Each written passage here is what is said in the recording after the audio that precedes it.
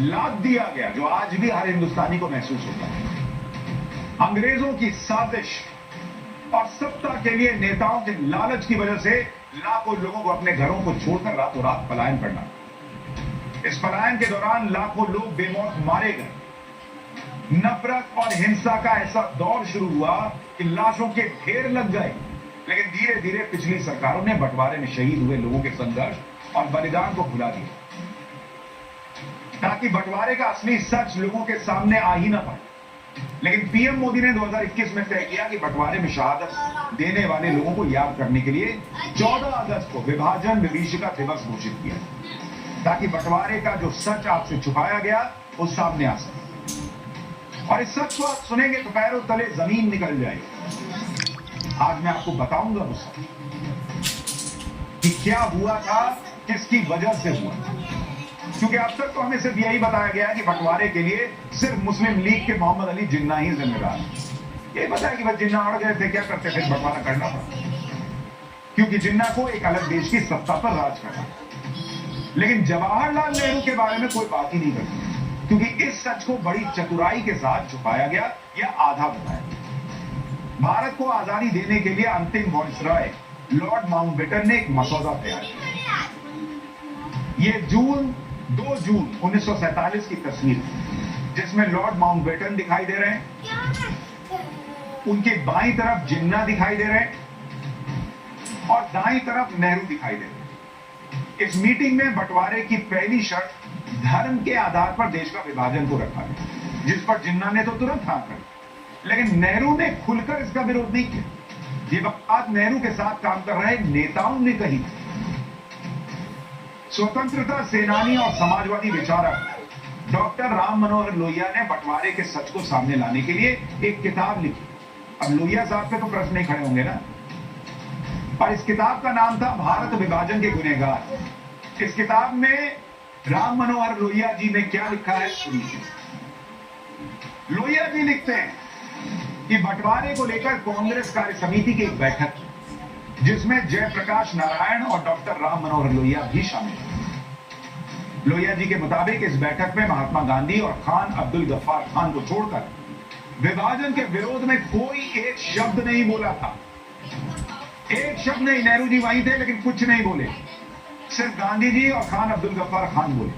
दरअसल कांग्रेस के नेता विशेषकर जवाहरलाल नेहरू विभाजन के लिए मन बना चुके थे, ये लोहिया जी लिख रहे हैं, इसलिए उन्होंने इसकी जानकारी तक गांधी जी को नहीं दी। कांग्रेस कार्य समिति की बैठक में गांधी जी ने 2 बार कहा कि जवाहरलाल ने उन्हें विभाजन की तैयारी की सूचना तक नहीं दी। पहली बार जब गांधी जी ने यह सवाल उठाया कि मुझे नहीं बताया विभाजन की तैयारी के बारे में भाई, और जब तक उनकी बात पूरी हो पाती उससे पहले नेहरू ने आवेश में उनकी बात काट दी। ये लोहिया जी बता रहे थे उस मीटिंग में। नेहरू ने गांधी जी को सुना भी दिया कि वो बराबर गांधी जी को इस योजना की जानकारी दे तो रहे थे, लेकिन गांधी नहीं माने, भाई हमको तो नहीं बताया। इसके बाद नेहरू ने अपनी पहले कही बात में थोड़ा सुधार किया और कहा कि चूंकि गांधी जी उन दिनों नोआखाली में थे और नोआखाली इतना दूर है कि गांधी जी को विस्तार से उसकी जानकारी नहीं दे पाए। मतलब पहले तो डिनाई कर दिए, अरे कैसे नहीं बताए होंगे, गांधी जी नहीं माने कि नहीं हमको नहीं बताया तुम विभाजन के डिटेल के बारे में। तो मैंने अच्छा आप बहुत दूर थे तो फिर कैसे बता पाए। ये सब लोहिया जी ने लिखा है, जबकि गांधी जी विभाजन के बहुत विरोध में थे और ये कह चुके थे कि बंटवारा उनकी लाश पर हो।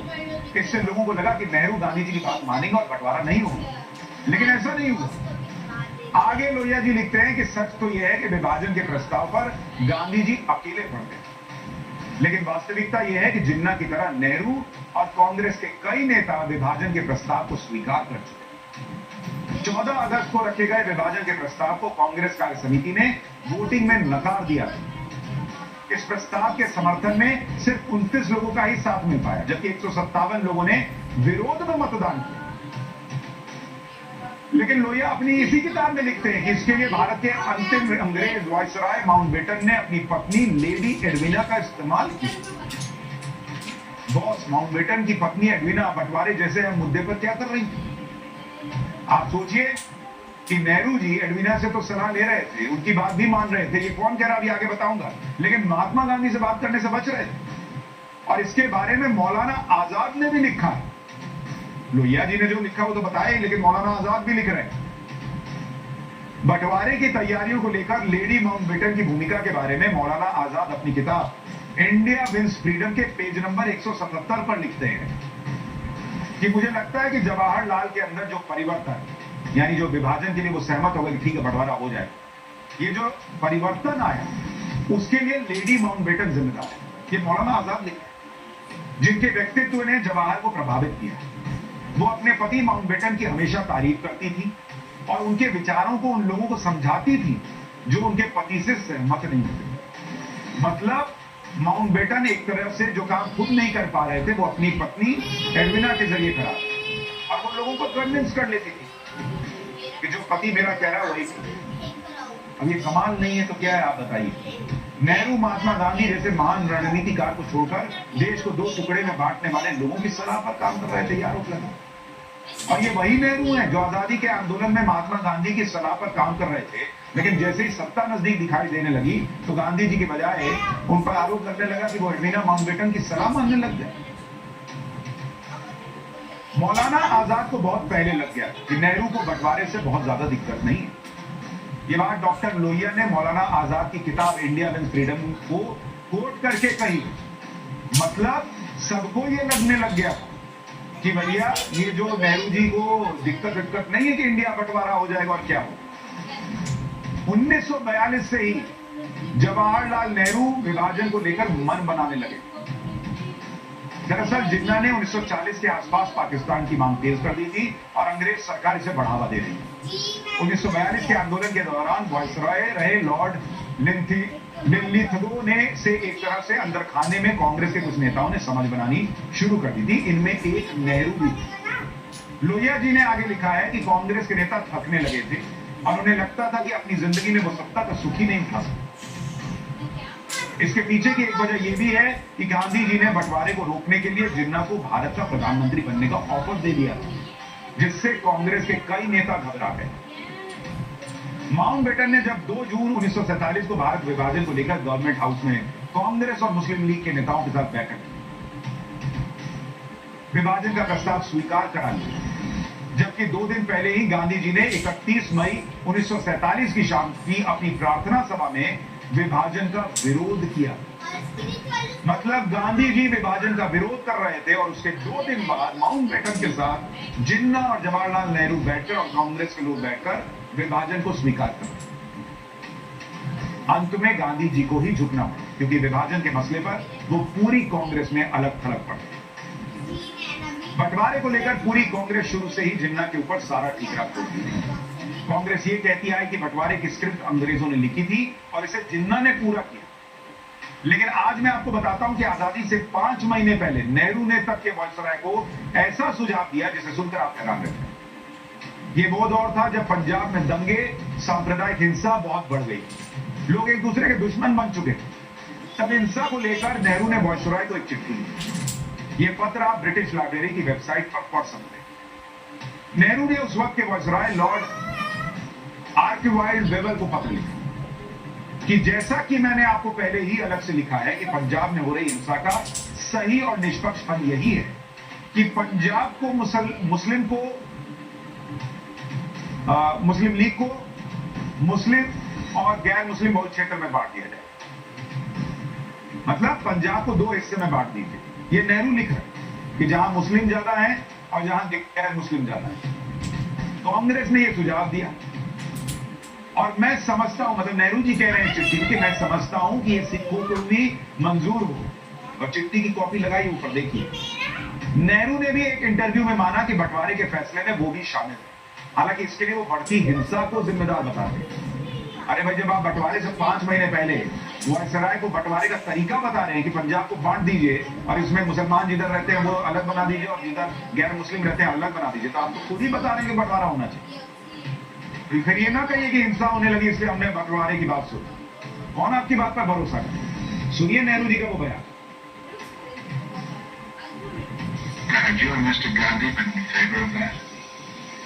Mr. Gandhi was not in favor of it right away, and United Kingdom was not in favor of it. I was not in favor of it either. But ultimately, I decided, like others did, many others, that it is better to have partition than this constant trouble. Nehru ji कह रहे हैं कि हमेशा की समस्या से अच्छा है बंटवारा ही हो। कई इतिहासकारों का यह मानना है कि नेहरू ने बंटवारे को लेकर गांधी जी से इसलिए जानकारी छुपाई क्योंकि महात्मा गांधी इस बंटवारे को रुकवा सकते। अगर उन्हें पर्याप्त समय मिला होता, क्योंकि सिर्फ महात्मा गांधी ऐसे व्यक्ति थे जिन पर हिंदू और मुसलमान दोनों बहुत भरोसा करते थे। उदाहरण के लिए जब नोआखली में हिंदू मुसलमान एक दूसरों को मार रहे थे, तब महात्मा गांधी के एक अनशन से दंगे रुक गए। लेकिन बंटवारे की तैयारियों की जानकारी गांधी जी को लेट में भी ये कहा जाता और सब कुछ उनके हाथ से निकल चुका। हिंदू और मुसलमानों के बीच कत्लेआम इतना फैल गया कि गांधी जी तक इसे रोक नहीं। बंटवारे को लेकर अगर नेहरू पूरे मन से विरोध में खड़े हो जाते तो वो महात्मा गांधी से जरूर राय लेते, उनके हिसाब से काम करते। अगर नेहरू ने ऐसा किया होता तो शायद लाखों लोगों की जिंदगी बच सकती।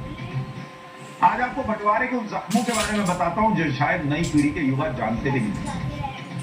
बहुत सारे लोग सुनते हैं कि बंटवारा हो गया, लेकिन इस बंटवारे को, जिसे नेहरू जी कह रहे थे कि हमेशा की सिरदर्दी से अच्छा कि बंटवारा ही हो, जो बंटवारा हुआ 1947 में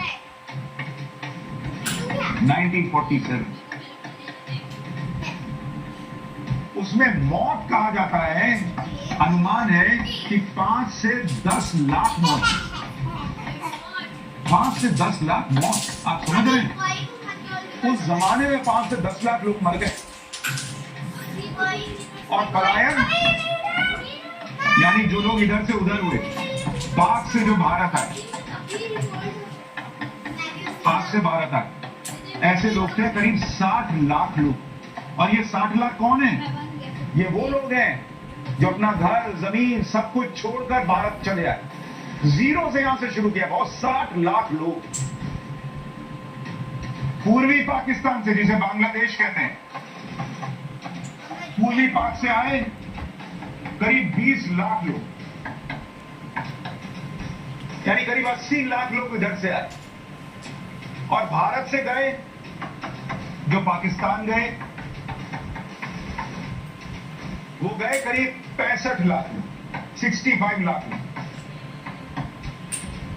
मतलब करोड़ों लोग जो हैं जिनकी जिंदगी प्रभावित हो गई एक फैसले से।